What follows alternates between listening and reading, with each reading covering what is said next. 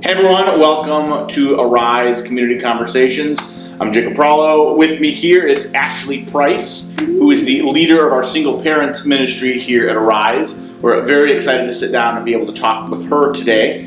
The purpose of these community conversation videos is really to have a conversation with someone in some situation in life or who has a passion about something. And so super excited as we get started here at Arise, as we are a community of conversation and growth, to have these conversations with folks, to dialogue about important issues and learn from one another and grow in faith and wisdom and practice. So, as I said, this is Ashley Price. She is the leader of our single parents ministry here at Arise, and today we're going to be talking about single parents and the church, very specifically single parents here at our church, but more in general as well. So, Ashley, thanks for being here today. How are you doing? I'm doing good. How are you doing? I'm surviving. Yes. Surviving. Aren't we all? I have the word abide written on my hand to just remind me of that. Yes. So, thanks for taking the time to sit down. Thank you for having me. To share your story. So, let's just kick it off. Ashley, tell us, what has your experience been as a single parent in the church? Wow. So my experience with the church is good and bad. I started off my single parent journey 10 years ago. My kiddo just turned 10 this year. And at the time I was involved in a missionary Baptist church down in rural Mississippi. And it was an amazing, welcoming community there. And there was several other single parent moms there that kind of gave encouragement and guidance. And then I, after my kiddo turned about 3 or 4, decided to integrate him in more to a church like Arise, where it's more of a multicultural, diverse, and more of a bigger groups and more small groups. And it was another welcoming thing. I enjoyed a single mom's ministry there at that church. Awesome. And it was very nice to be able to see other single moms helping each other out. And then I moved here, and I have gone to a couple churches here. And overall, the experience in general with church has been very welcoming. But there's been some times where I haven't been feeling welcomed. Sure. And I think in general, it's very hard to come into the church as a single parent and feel welcomed because you have this old idea of, families being a husband and wife, and what's wrong with you that you're coming in as a single parent, whether it be through divorce or widowing or relationships that never came to marriage, and you'll always feel judged. And growing up, especially, like, drilled in my head that, sex out of marriage or divorce is bad, it's against God, and just that mentality coming in a lot of the times, even though maybe you're being welcomed, you don't feel welcomed. Sure. Because you'd feel like people don't relate. They're in these marriages, and they don't relate to you on that level as a single parent. Yeah. So sometimes I have that where it's just me, and then sometimes I've had actual instances where people have put it out there that I'm a single parent, not being included in things, not being invited to things. Or I had an instance where somebody actually just kind of made it a point to make sure that I knew that the men in the room that were with me were married and taken. Oh, great. Fantastic. So it's always a interesting thing going in, but, it's overall a positive experience because, sure. What is the church but, the house of God, and is supposed to be love each other. And so overall it's been usually a warming experience. Yeah. But in our better moments, we get towards that, but not all the time. Not all the time. There's always the people that still have the mentality of well, you're a single parent. Well, your past is what's making you now. You're not welcome, and it's like, no. Ironic, because in Christianity, we profess that Jesus takes all of our pasts and makes them into our futures, but funny, Yes. interesting how that works. So some good experiences, some bad experiences. What have been some of the more helpful experiences, whether in the church or just anyone in your life, right? You're like, hey, this is something that was supportive to me as a single parent. Yeah, so some of the supportive things, again, like I said, the single moms ministry was extremely supportive because I saw people from all walks of single parenthood. And so that's always been supportive. I joined a small group that was really helpful because they let me come, and sometimes I'd be able to bring my kids, and having that accommodation has been nice. Outside of that, just really supportive, like family and friends. You know, there's so many single parents out there. Like, that's the world we live in today. Absolutely. And being able to have other single parents as friends and coworkers, them being encouraging is always helpful. Yeah. And then, just some really good people that I've, met along the way that are just like, we don't care that you've got kids, bring them along, or what have you. That has been really kind of helpful in working my way through life. Absolutely. And then a lot of, people in general, but like church-wise, I have really dived deep the last couple of years into reading a lot of single-parent books. Yes. And that has really helped a lot about just other people's experiences and being like, oh, I'm not the only one. Yeah, right. I'm not the only one that wants to just tear my hair out sometimes. And I imagine it's helpful, right? I mean, you don't get to bounce that idea Yes. off other people necessarily. Yes. And so... Yeah, it's very helpful. And you know what? As I continue to, because I'm an introvert to the fullest, like, this is awkward for me. There's a reason we're not doing this live on a Sunday morning in front of people. But getting to know other people and just actually opening up and talking about things has also been helpful, because even people that are married and in relationships go through the same things that I go through a lot of the times. But my mentality of, oh, this is a single parent thing, or it's just me, being able to go out and talk to other people, it's like, okay, no, it's not just me. Everybody's struggling right now with this. Yeah. 2 parents or 1 parent. So that's been also very helpful, is just getting to know people and actually being, okay, get my pride out of the way. This is the situation that's going on with me. And people being like, oh my gosh, welcome to my life. Yeah. I think that's so important. That's such a good reminder for whatever your stage of life is. Whatever, whether it's COVID season or not, right? It's so easy to get trapped in your head and be like, oh man, I'm experiencing this and no one else knows. And, our burdens are our own, and no one, walks the same path that we do and things of that nature. But man, that's one of the reasons that I always encourage folks, get in a community group, connect with some other people, right? Even if it's just a handful of other people, just do some life together, because so often you find, oh, you struggle with that too. Like, that can be such an encouragement of whatever stage in life you're in. So I know that's one of the things that you really want to do here at Arise with a single parents ministry. Yes. So, tell me what's I think the kind of the origins of the idea are probably fairly obvious, but you can tell us a little bit about kind of why you want to do this, and then what you want it to look like. So what my envisionment, this is really, really, once you came out as launching a church, and me wanting to be part of that launch team really was put on me. And just the simple fact that due to my not so great experiences with the church in the past, and my own feelings of not being welcomed and not fitting in, is that I wanted to make a safe place, a safe community within the church that's like, I don't care what your background is. You're here, you're a single parent, you're welcome. We're here to share your burdens, share your problems, work through it, pray for you, and be there for you. So that's kind of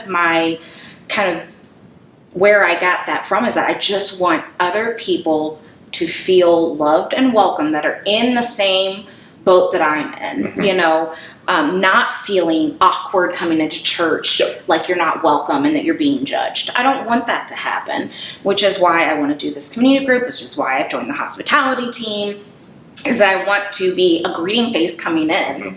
And then as as I get to know you, you get to know me, be like, oh, here's another single parent. I got it. This is great. And being able to connect with you, and then, as we continue and we start our actual small group rotation, is being able to meet together. And be able to vent, be able to share our accomplishments, our struggles, and just have that place of love and, friendship.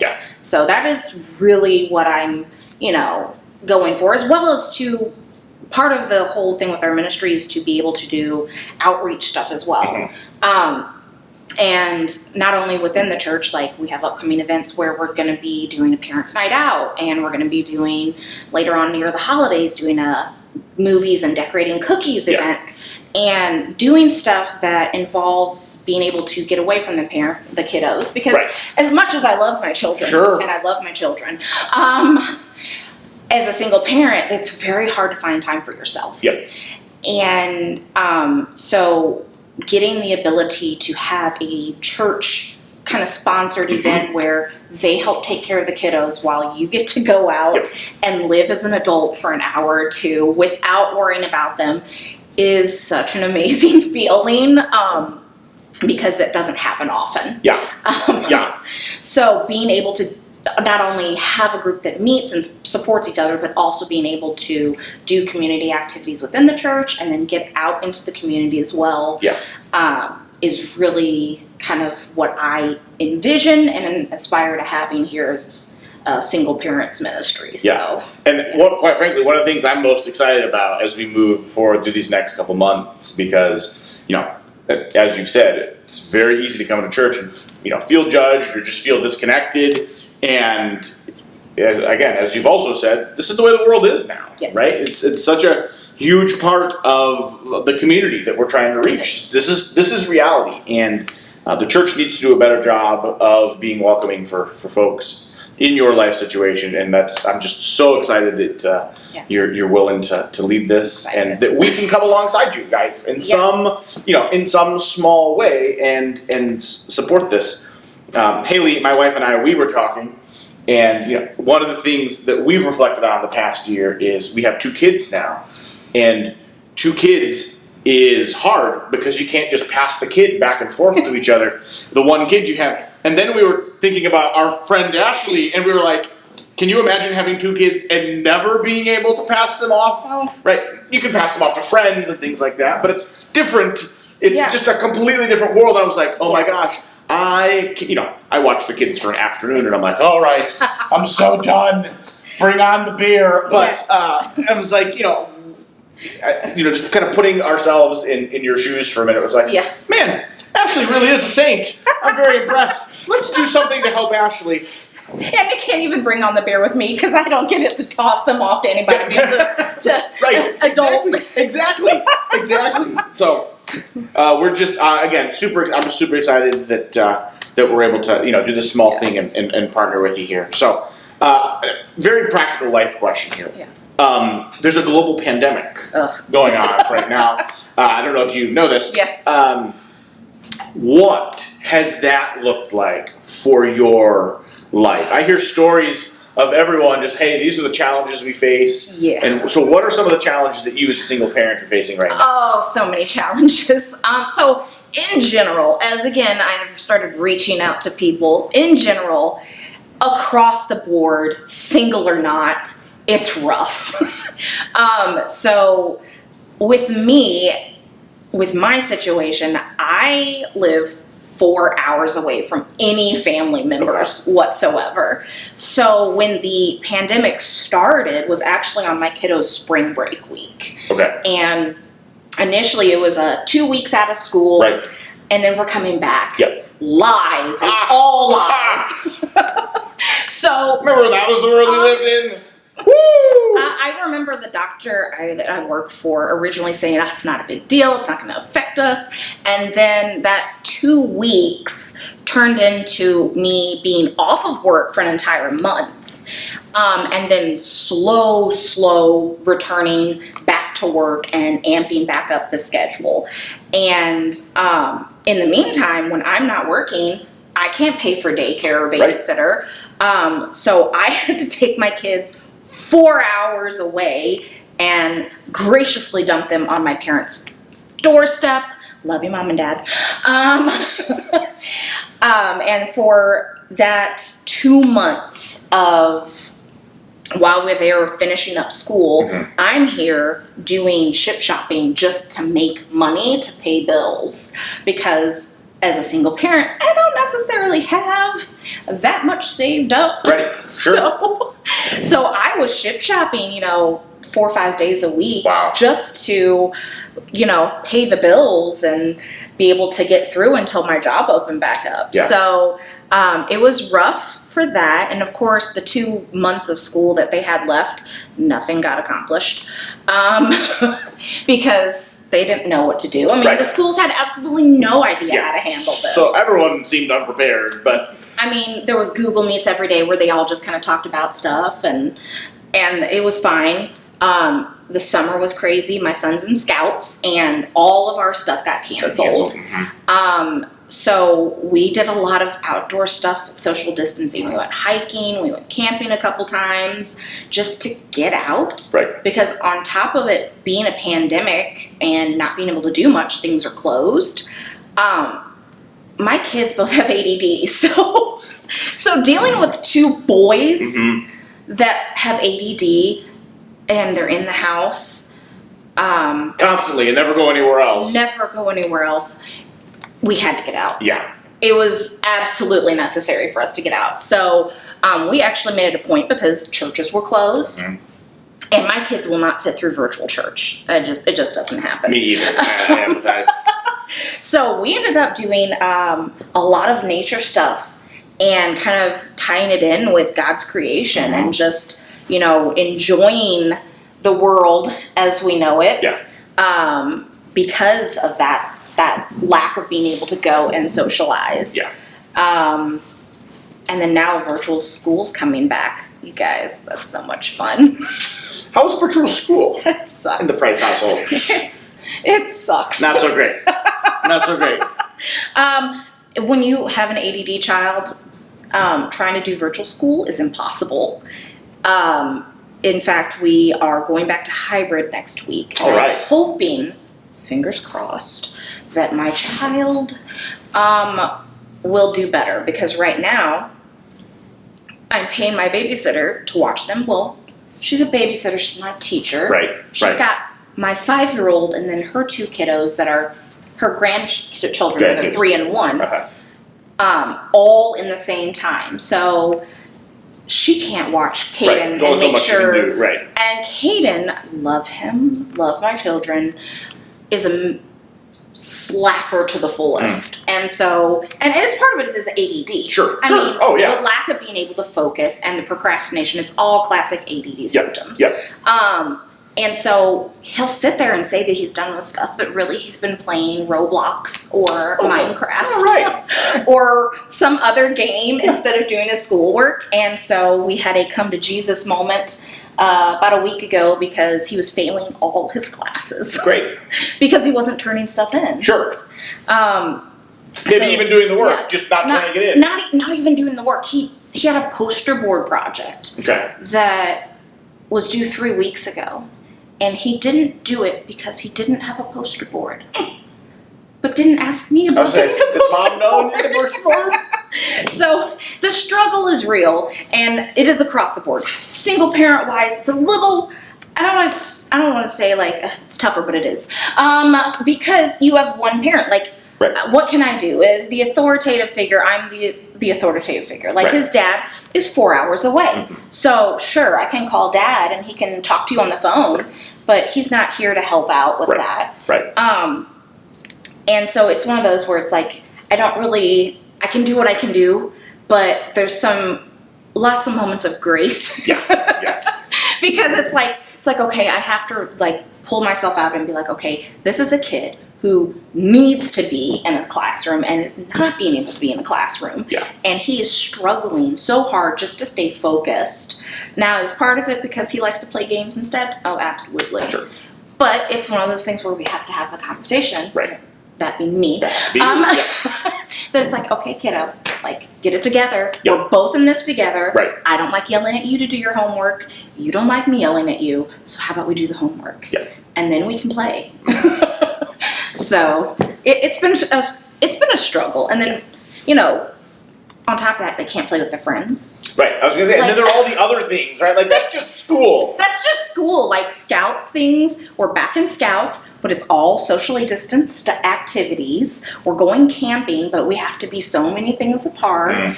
And we're hiking with masks on, and it's hot already underneath the mask. Yeah. Hiking is a whole nother level of hotness. And then especially here in Missouri, where it's still summer in the middle of October. I can't even talk about it. It's so miserable. But, you know, doing stuff like that or playing with the neighborhood kids. Like, he has friends that are right outside, and you have to make sure you're wearing your mask. You have to make sure you're socially distancing. Yep. Because otherwise, you know, it's crazy. It's just the life that we live right now, and it's hard to have sleepovers. You can't do anything with your friends because you can't. It's not, you know, it's not COVID protocol. Right. And so it's like, okay, well, you know, how can I occupy your time and make you happy, but at the same time follow the safety guidelines that are in place to help prevent you from getting COVID. Yeah. Like, so it's tough. And very functionally, right? So that you can keep working and so that you can keep doing things. Yes. Because this is the world we live in, is contact tracing, and it is. You know, if your kids get it, you are going to get it, and then it turns into all sorts of things. And vice versa. Like, I work in the health field, and to be honest, like, we have protocols in place. We ask questions when they get in. We check temperatures. But not everybody tells the truth. Right. So I'm still at risk. Right. Even with all the protocols we do and the social distancing and the cleaning, I'm always at a higher risk than being somebody who works from home because I'm having to go and deal with the public that may or may not agree with the social distancing rules, may or may not agree with wearing a mask. So it's one of those things where it's like I could easily come home and bring something into the household. And then if that happens, well, now I've got to do a 14-day quarantine. I'm 14 days out of work. As a single parent, that's devastating.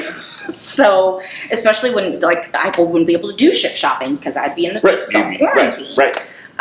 So it's definitely crazy times right now, and crazy times to be a single parent. So, but so, Ashley, what are some ways that we as your church can be supportive of you in COVID world in general? What are ways that we can be on your team and be helping? Oh, check in on me. Check in on Check in on me.